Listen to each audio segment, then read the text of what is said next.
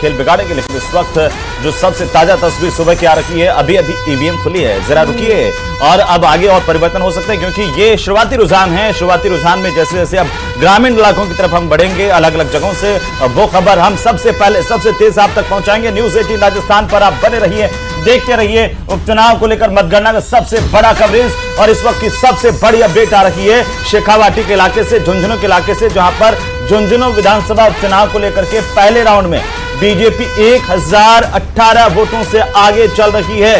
ये बड़ी खबर, ओला परिवार की साख दांव पर लगी है और इस वक्त की सबसे बड़ी खबर हम आपको बता रहे हैं। राजेंद्र गुढ़ा को पहले राउंड में अगर हम बात करें, राजेंद्र गुढ़ा बढ़त नहीं बना पाए हैं।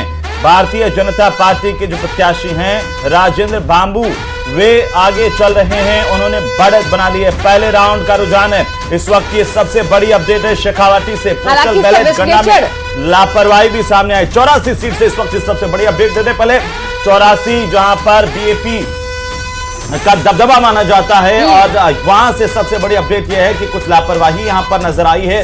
टीम इंचार्ज के साइन या सील नहीं होने से कुछ बैलेट पेपर पोस्टल जो है वो पोस्टल बैलेट खारिज हुए हैं, इस तरह की जानकारी आ रही है। हालांकि और ज्यादा जानकारी आना अभी बाकी है, लेकिन फिलहाल इस वक्त ये सबसे बड़ी अपडेट। जयेश हमारे संवाददाता 84 सीट पर अपडेट के साथ जुड़ गए हैं। जयेश, कोई लापरवाही इसमें सामने आ रही, किस तरह की लापरवाही है? पोस्टल बैलेट की जब काउंटिंग शुरू हुई तो सामने आया है कि टोटल 315 पोस्टल बैलेट हुए थे जो होम वोटिंग वाले थे।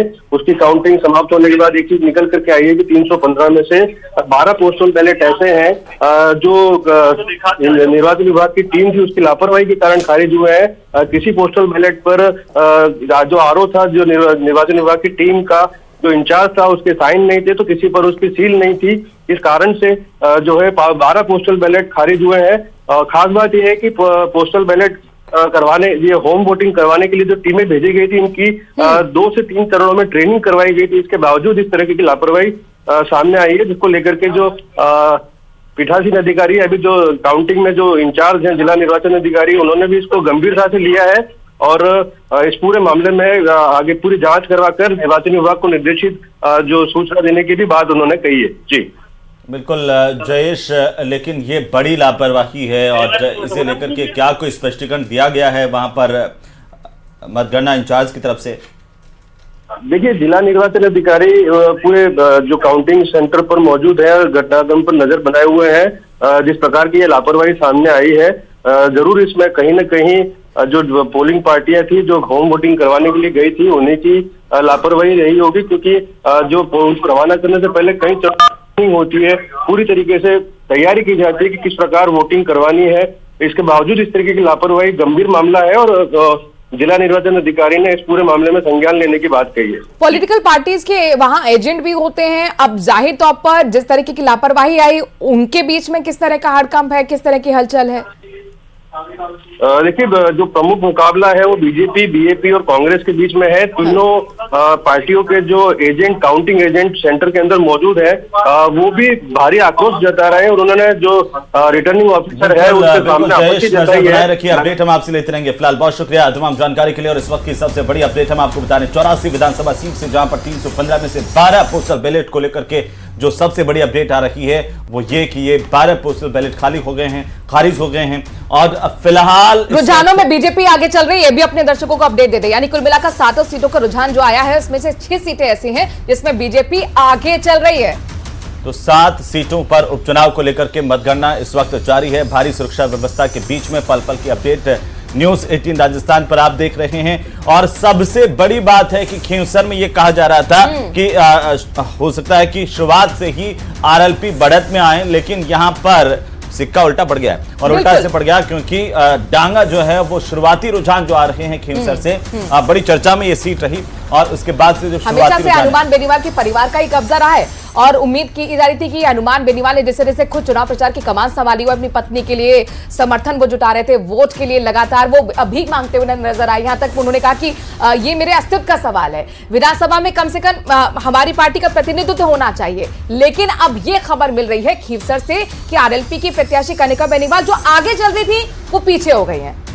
और इस वक्त की सबसे बड़ी अपडेट तो यही, लेकिन फिलहाल नजर बनाए हुए हैं कि किस तरीके से अब पल पल की तस्वीर देखिए बदल सकती है। बूथ पर सबकी निगाहें हैं मतगणना को लेकर के, जहां पर इस वक्त मतगणना चल रही है। जिला हेडक्वार्टर्स की तस्वीरें भी दिखा देते हैं अपने दर्शकों को हम। काउंटिंग सेंटर से हर एक तस्वीर हमारे चप्पे चप्पे पर रिपोर्टर्स तैनात हैं, वो आप तक पहुंचा रहे हैं। रुझानों में कौन आगे चल रहा है, कौन पीछे चल रहा है, हर एक तस्वीर आप तक न्यूज 18 राजस्थान पहुंचा रहा है। सुबह 5 बजे से महा कवरेज लगातार जारी है।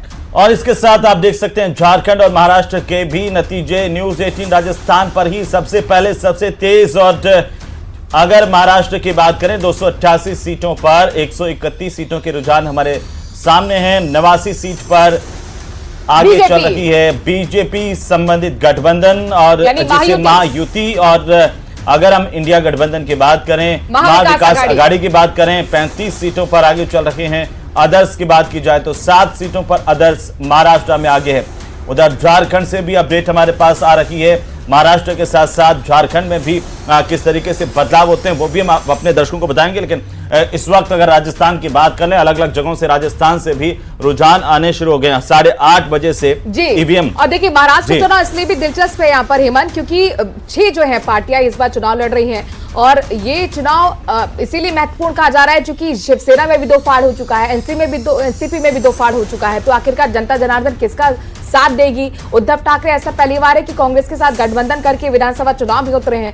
तो इसीलिए कई खास मायने हैं। यहाँ एग्जिट पोल भी बता रहा था कि कहीं ना कहीं एनडीए को यानी कि महायुति को बढ़त होगी, और वही कुछ अभी रुझानों में कम से कम यही देखने को मिल रहा है।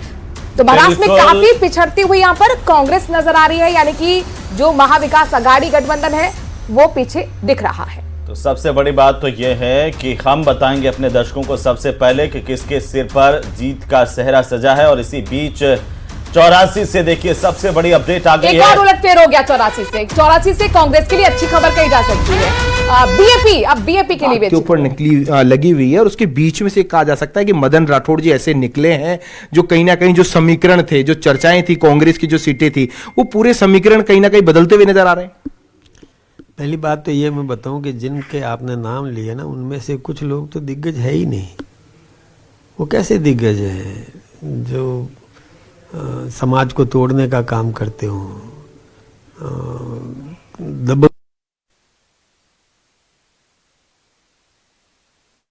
जनता पार्टी के जो प्रदेशाध्यक्ष हैं उनकी प्रतिक्रिया आप सुन रहे थे कि ये पहली बड़ी सियासी परीक्षा भी है प्रदेश अध्यक्ष के बनने के बाद। ये पहला चुनाव उपचुनाव के तौर पर 84 से बीएपी के अनिल कटारा आगे चल रहे हैं। 84 जो कि एक पूरी आदिवासी बेल्ट है, बीएपी का कब्जा रहा है। राजकुमार रोत यहां से 2 बार के विधायक चुने गए और उसके बाद सांसद चुनने के बाद ये सीट खाली हुई। अनिल कटारा को उन्होंने आगे बढ़ाया। अनिल कटारा कार्यालय